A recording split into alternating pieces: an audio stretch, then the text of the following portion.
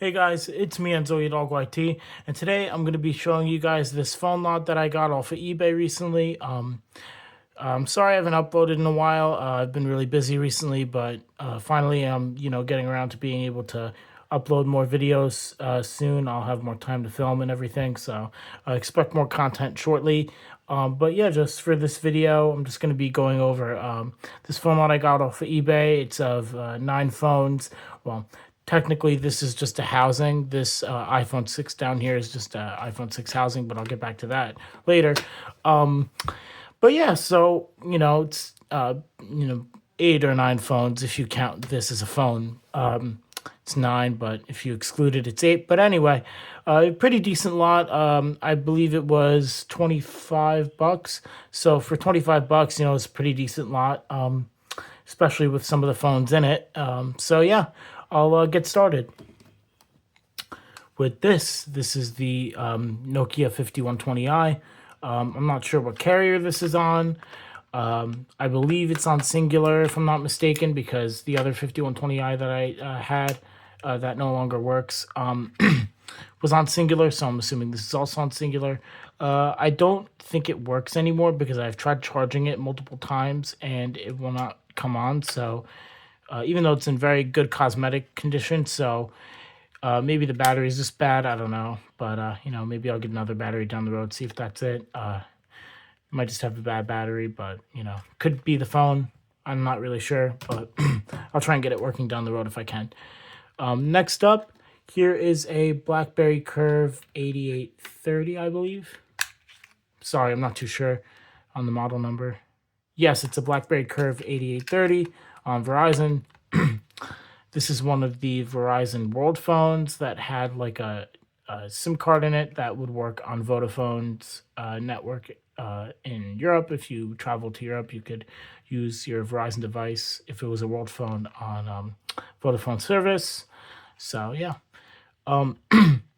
Anyway, so yeah, this Curve is one of those devices. It's pretty nice. I'd say it's a pretty good phone. It's in pretty good shape. It does work. However, I need a battery for it because when I got it, the battery was bloated and I couldn't keep it, and it wouldn't have held to charge, and it was a hazard because it was close to exploding and shooting battery acid everywhere. So that would not be ideal, to say the least. Next up, I have 3 Motorola Razrs. I'll start off with this one. This is a Motorola Razr V3M, I believe. I think this is the V3M. Let me make sure. Yep, this is a Razr V3M on Sprint. I've always wanted a silver Razr, so even though this one's in pretty rough shape, it does work, and I'm glad to have a silver Razr. I always wanted one in silver. So yeah, I'll go ahead and power it on real quick. Works totally fine, as you can see. Does take a while to turn on. It's kind of slow.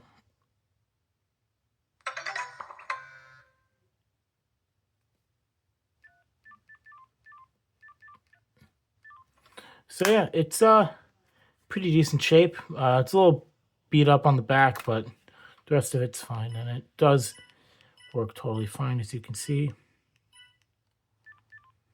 So yeah, I'll go ahead and move on to the other Razrs.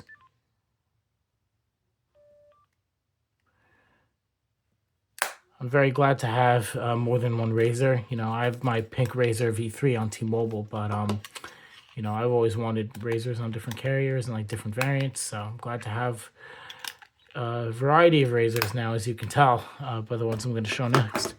Here is a Motorola Razr V3A on Alltel. Just had to switch over the battery. It does show the water indicator is red on the back, but I don't really think it's water damaged because it does work totally fine. So I think that's a false indication. All right. So yeah, like I said, this is a gray Razr V3A on Alltel. It's in perfect condition, as you can see, very mint. It's a really nice phone. The speaker is a little messed up, but it works totally fine.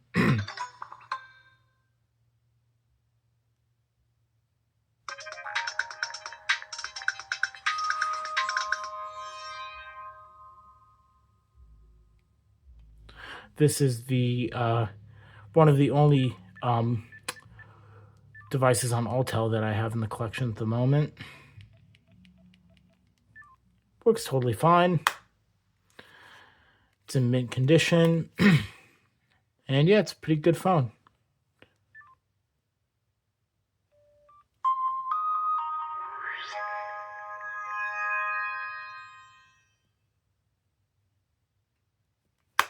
Glad to have more Altel devices in the collection.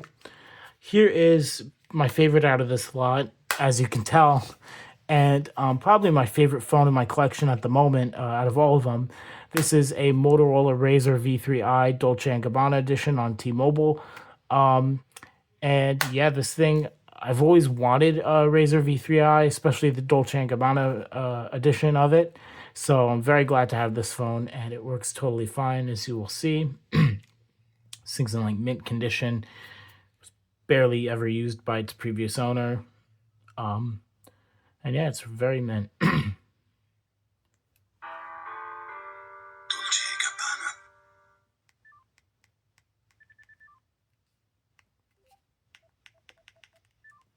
Works totally fine. No issues whatsoever.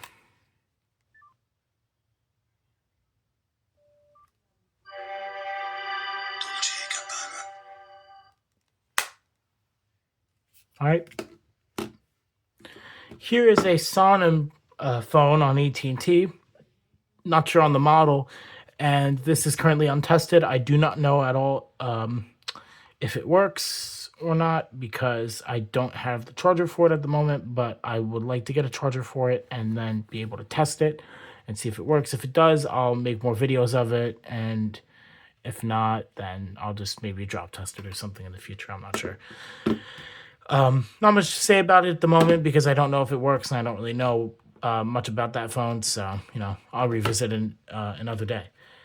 Here is the Sanyo Z on Cricket. This was one of the Sanyo devices that Kyocera manufactured when they had acquired Sanyo and merged with them back in the late 2000s and early 2010s, like around that time before they acquired Sanyo's whole, or took over Sanyo's phone division entirely. But yeah, this is on Cricket. This is one of the only Cricket devices in my collection at the moment. And yeah, it's in pretty decent shape.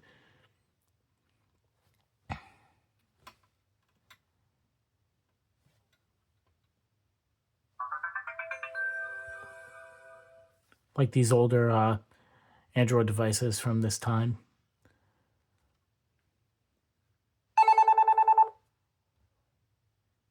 Check which Android version this is on because I can't remember.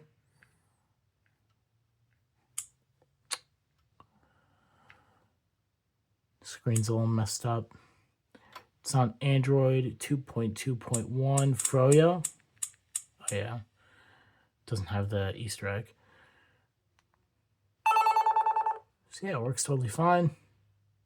Go ahead and power it down. I don't know why it's beeping. I think it's because it doesn't have any service, so it's like freaking out because of loss of service.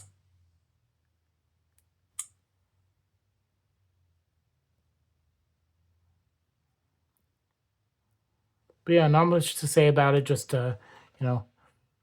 fairly generic early Android phone in all honesty, but kind of rare to my knowledge. And so yeah, very worth. It's definitely worth having in the collection. And yeah, down here, the last two devices. This is just a housing for an iPhone 6 in space gray with the white screen.